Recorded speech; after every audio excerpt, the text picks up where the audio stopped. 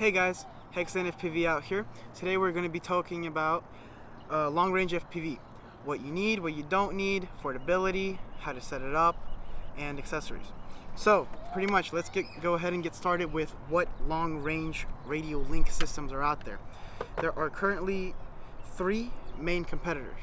You have Dragon Link, TBS Crossfire, and finally the third one, which is what I'm using, the FR Sky R9M radio link. This comes out at an astonishingly low $49.99 for the radio module and $25 a piece for each receiver that you buy.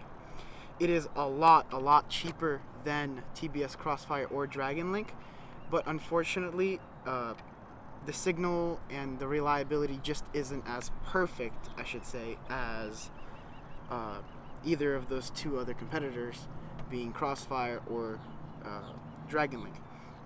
So I've been flying this for, I'd say, about 3, 4, maybe 5 months, and it's just an amazing system. If you set it up right, you won't need to set it up again.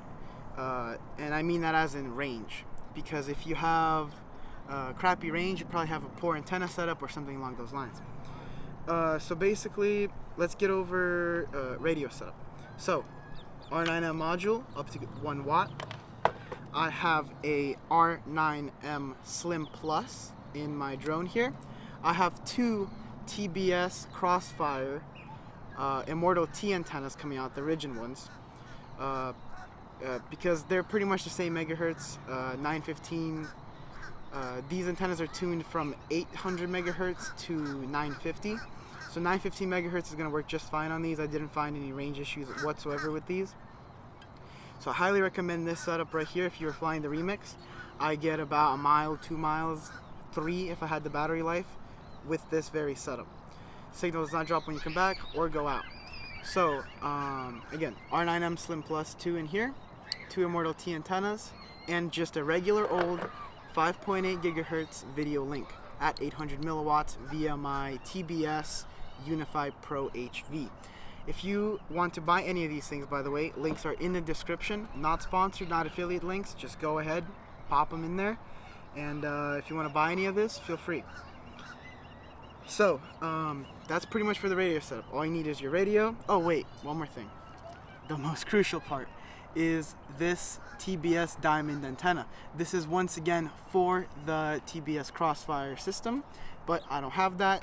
So I bought a little RP-SMA to SMA adapter so I could screw this antenna on here, and it works just perfectly fine. And since this antenna matches up with the tuning of these antennas, it works even better, even though it's at 915 megahertz, but the 2 antennas are in tandem with their megahertz. So then you have your video link. So video link, just regular old 5.8 gigahertz. Got the LaForge V4 module here, diversity, so I could have 2 antennas running.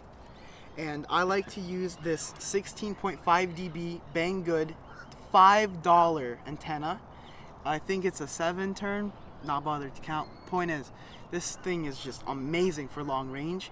It has amazing penetration. I did on this very wing right here in Tennessee. If you guys follow me on Instagram, link in the description below. I flew out 8 kilometers via this wing and this antenna. Well, along with this one, but this one was doing most of the work.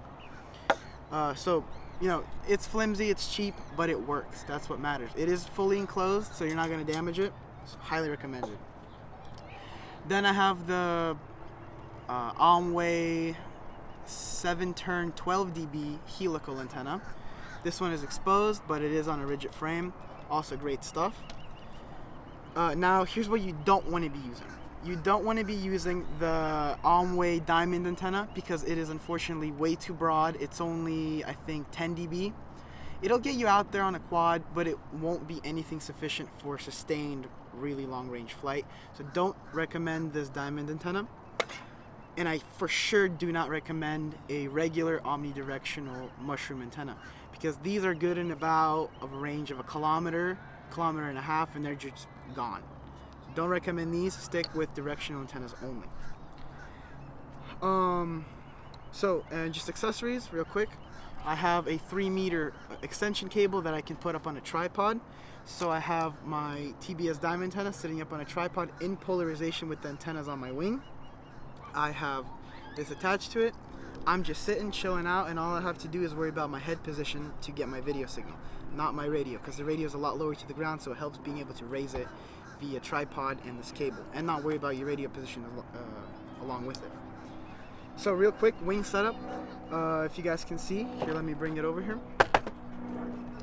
I have a TBS Unify Pro HV with V3 with a heatsink on top of it, because unfortunately it does take a minute to catch satellites because I have returned home on this thing. So in order to prevent overheating and me losing video signal, I do use this heatsink. So then in the front I have a Runcam Eagle Pro, same exact camera I use in my quad. No perceivable latency. The colors are amazing. Sharpness is amazing. It is 1600 TV line. Amazing video quality. And I'm telling you, if you're putting on a long range rig, especially where you don't need fast reaction times, put this camera on here. It is amazing. It is only $39.99 on Get FPV. Again, link in description. Go ahead and cop that. So then I'm running just 9-gram Emax servos, run of the mill, nothing special. For the motor, I'm running a DYS, just regular Banggood motor. It's 2308, I think. It is 1100 kVA, I believe. Then inside I have here my flight controller, which is the Maytech Wing F405. Again, the R9 Slim Plus, and the F30A from T-Motor as my ESC.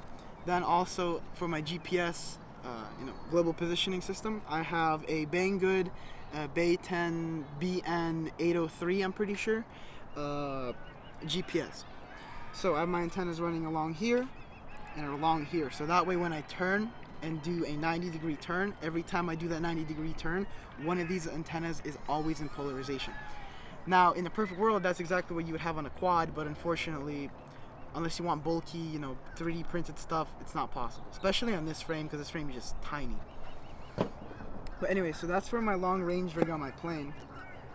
And by the way, this is the Flight Test Spear, aka the Flying Lunchbox. They do have free downloadable plans that you can build yourself. I built this completely myself from scratch. This is just Dollar Tree foam board, but I went a little bit all out and I got $3 foam board because it's nice and plastic coated, and I also put tape over it. Man, it's super easy to build. The only thing that's gonna be difficult is the tip, but whatever. You guys go watch their build video on that. Don't take it from me. But yeah, that pretty much sums up everything I have to say about long range FPV. Again, affordability wise, the modules, dead cheap, especially compared to Crossfire and Dragon Link. The video module is about $80 now, especially that Rapid Fire came out and became super popular. Lacrosse did drop their LaForge, my bad, did drop their prices a lot on the LaForge modules. They're $80 for a Diversity V4. R9 system, amazing system. LaForge, amazing system. Goggles, you don't need anything special, no ground station. Just use whatever you have. If you want your buddies to watch, do get a ground station. But that's if you're already advanced.